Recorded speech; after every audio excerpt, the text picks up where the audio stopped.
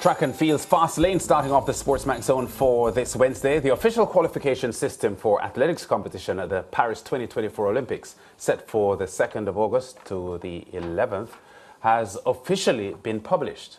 Let's have a look at those standards. The men's 100-meter standard, 10 seconds flat. Women 11.07. The 200, 20.16 for the men and 22.57 for the women. The 400, 45.00 for the men and 50.95 for the women.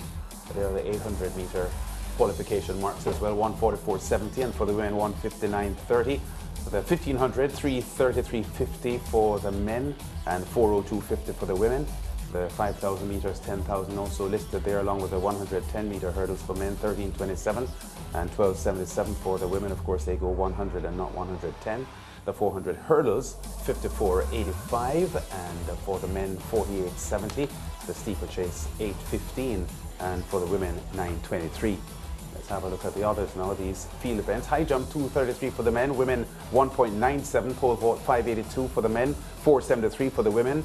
There are the long jump stats, 8.27, and for the women, 6.86. Triple jump, 17.22 for the men. 14.55 for the women. Pretty stiff. The shot put, 21.50 for men and 18.80 for the women.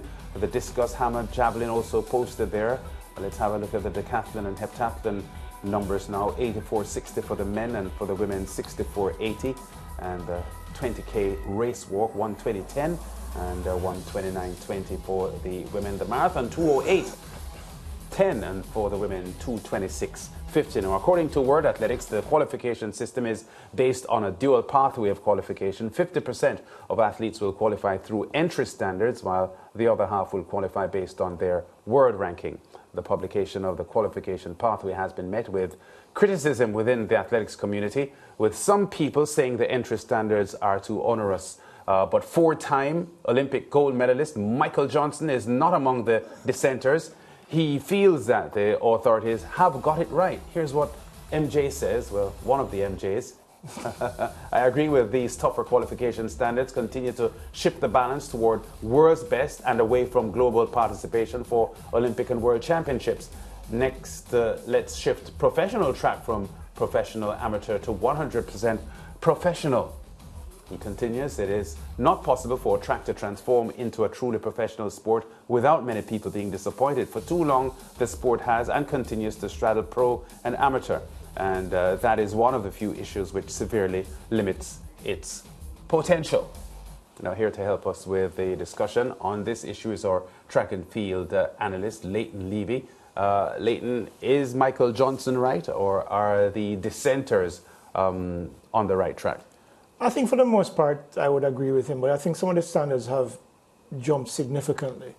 Like the discus, for example, the 100 is 0.05, I think it was. Yes. You know, the difference. For Tokyo, yeah. Yeah, I mean, that's negligible. And given the consistency at which we see a lot of men running that fast, it's a fair adjustment, I believe. Mm-hmm. The discus, though, the entry standard for 2020 was 66 meters. They've added a meter, 1.2 meters here. I had I reached out to a couple of coaches, some of the top coaches in the country, and I'm overseas. I'm waiting to get some of the responses from those overseas. But locally, there seems to be a division on whether or not those standards are fair or not fair. One particular coach, because I'm going to write that story for the website tomorrow, said that he thinks that the standard is fine. 67.20 he thinks is fair. Another coach, however, did say that it's a little bit too much, he thinks, as an incremental increase. Mm-hmm. But when I checked the standards, last year, there were 10 men who threw over 67 meters.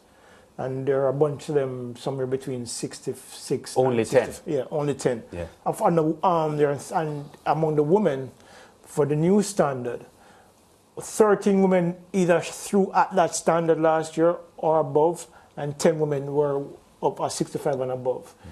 So I think for the men, the 1.2 meter incremental increase is a little steep, but I think when you consider that the World Athletics and, of course, IOC are trying to condense, as Michael Johnson alluded to, the quality of competition and balance that with the number of people that get to participate each year at these global events, I think overall, I think it's the right move. Yeah, because what I'm seeing here is that FIFA and World Athletics going in opposite directions. We see FIFA extending the World Cup participation to 48 teams from 32. And what Michael Johnson is suggesting is that that's not a good way to go. He's preferring a world best standard as opposed to global participation, which extends it. And that is the concept that Michael Johnson is coming with. Whether you agree with him or not, is that concept reasonable? We were talking about Olympic Games, which is the highest standard of competition. So would you want to water that down? Yeah. As he says, he prefers to see we go into a position or a direction of world best as opposed to global participation. Absolutely, and I agree with that. Nobody wants to turn on a TV to watch some guy running 13.5 seconds over the 100. Even you could run that now. I'm not so sure. Not quite, but point taken. But now the thing is, so you're having Olympics, the highest standard, World Championships similarly. The very best of the very best in the world are supposed to be there contesting to be who is the best of the best. You have to bring the best. You have to bring the quality because that's what people want to see. There is no point in watching a heat, for example, and somebody's winning and running, say, 9-9, and the guy who finishes 8th is running 11-1 or 12 flat. That makes no sense to me because that doesn't indicate that the very best are there. And that's what I think it needs to get to. And especially given that track and field is a situation where because of the sheer number of athletes that are there, are competing globally, there is not that much money to go around, which is one of the reasons why so many athletes are struggling financially. To get the quality that you want, then you have potentially have the ability to attract greater sponsorship because of the consistently high quality of performance, which then parlays into athletes getting paid at a better rate than they currently are now. So, for the most part, I think those standards are not necessarily far-reaching. I think for one or two events, I think it's a little bit much, but we'll see how the world responds to that in the years to come. Mm-hmm. The organizers for Paris 2024 have said that there'll be 1,810 athletes there, an even split with men and women, 905 each. So they have their quota for events. Each event has a field that is to be made up. So if their qualifying standard is not met, then of course they'll have to fill it out with the next best. With the world rankings, yeah. Good. But my argument is this, though. I can't find much wrong with Michael Johnson's reasoning, if anything wrong at all. And Leighton has associated himself with those comments. I can't find anything wrong with that either. What I would say, though, is that the Olympics, more so than the World Championships, I think the World Championships is a different beast. The Olympics is more than elite performers. The World Championships are for elite performers.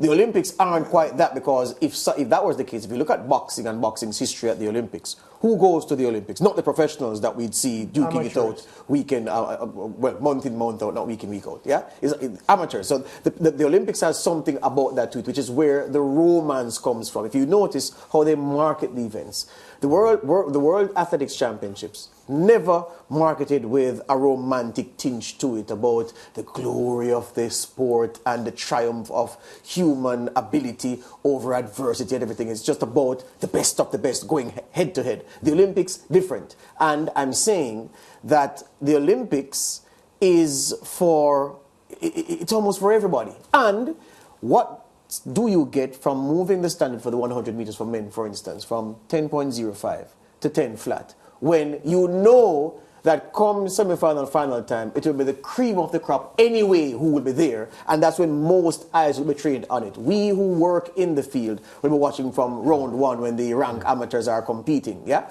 But the people who you want to attract to the sport, who you want to spend money with the sport, are going to come when the glory is being decided at the semi-final and the final stage. So the best of the best will be there anywhere, regardless of where you set the standard at. So why this need to niggle with the standard at this time? And I'm using niggle as my word, Leighton. Yeah, and there is a point. And the thing about it is George, the Olympics, as we've seen with other disciplines, basketball, for example, where they were all amateur in basketball up to about, the early 1990s.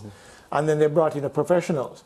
What we see was a better quality of competition for television, George, because that's where money is earned. So you can't, when you professionalize the different disciplines, what you get is a higher quality. Because for years, except for a couple of blips along the way, I think 1980 was one, I remember, or 76, I remember when the Americans lost to the Russians. in basketball. It couldn't have been 80, though. No, it wasn't 80 because the Americans weren't there. Yeah, It was a boycott, yeah. So what we saw, though, was an elevation of the quality of play across the board. Yeah. The Americans had to come and play because the Greeks, the Brazilians, the Australians were bringing their best players. And what we got was better quality. But I'm not looking to torpedo the point. Let me ask you this. So 2012, the entry standard, they had A standard and B standards published for the Olympics London 2012. The A standard for men, 100 meters, 10.18. Women, 11.29. 200 meters men, 20.55. Women, 23.10. That's 2012. Go to 2016 in Rio. The men's 100 meter standard, 10.16. Women, 11.32. Men's 200 meters, 20.50. Women's 200 meters, 23.2. For Tokyo, we know those, 10.05 for the men, 11.15. I'm saying, who is it watched London 2012, Rio 2016, and Tokyo 2020 in 2021 and said, if we raise the qualifying standards for the events, these events that we just saw, we will see better quality in it coming up to the climax. I can't think of anybody who said that. Is there an issue, though, of oversubscription, though? Because they probably want to ensure that that first set of preliminary heats that we usually more see, competitive. Is it that they probably don't want that? Could be. That round. But that's not the Olympics. Yeah, is my argument. But here's the thing. Everything nowadays is about the bottom line, huh?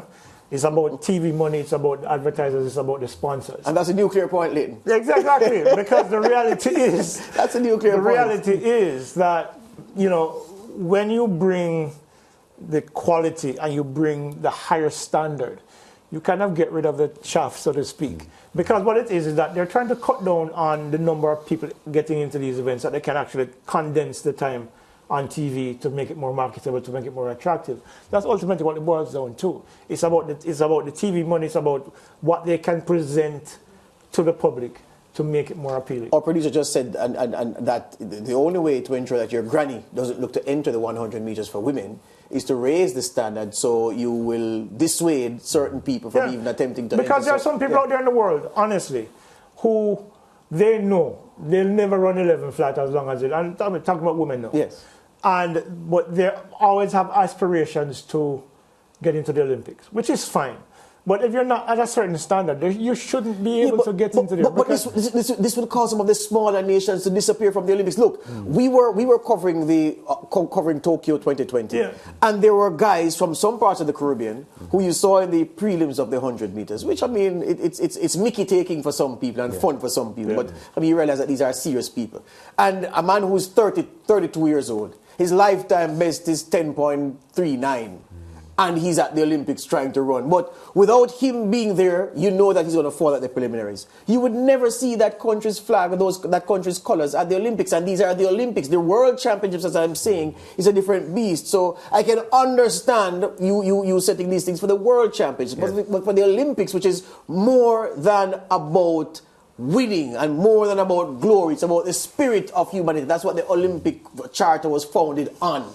It's a betrayal of that principle to go in this way. But those I would suggest those dynamics are changing now, George. That's the reality of it. But you said it, you said it. You give the money. But the way it is now gives the Anil Roberts of this world a lot to talk about. Because whenever Anil sees these athletes who he feels don't belong at the Olympic Games, he goes ballistic. Listen, I know people who are irked when they see some guy in baggy pants running in a heat and running 12 seconds. Because that's not what you go to see. You go to see the fastest men in the world go pit against each other, pitted against each other, and bringing their best. And look, in the preliminary rounds, for example, what we've seen in the last 4 Olympiads, is that in the early rounds, you see Usain Bolt cruising through, closing his eyes and jogging at 9.89, which is ridiculous because that would have won in the Olympic Games prior to that. What they want to see more of those fast times. They want to see more of those competitive races. And maybe starting from the preliminary round, it makes it more interesting. But to George's point that he is trying to fend off, the universality rule that allows athletes that don't have any qualifications from their country to earn a spot you will still see them. Yeah, the NOCs will have yes, a universality spot. So that will still exist. Yeah, even with these higher Yeah, qualification because what you standards. see is that the world rankings will allow people to get in because not everybody's going to meet those exacting standards. Right, yes. So you'll have a guy, for example, who runs 10-1, and maybe he has the potential to go to 10 flat. You'll probably see him get into the Olympics. He'll get smoked in the first round, but at least he gets there. So it's like almost like a carrot stick, where the guy who is a 10-20 athlete, knowing that he has to get to 10 flat, will probably work harder. He'll probably find a better coach. He'll probably find better nutrition. Work his way towards that. That's a goal that might be elusive, but it's a goal to work towards. As we end, we're out of time. How many Jamaicans now are 10 flat? About 3 or 4. I'm certain of one. The others, you have to take them on trust. No, man. Akeem Blake. Oblique Civil. Conrad Oblique Jones. Civil, I take everybody else on trust. No. I'm certain Oblique Civil will give me 10 flat. Conrad Jones. Yeah. There are numbers. Akeem and Blake. Akeem and Blake will go sub 10. Okay. All right. Yeah. That's our segment. Thanks, Leighton. Yeah, enjoy. Merry Christmas, guys, because I don't think I'll be here until end of January. So. All right, sir. The producer will decide that. Back for more on the zone after this. He won't.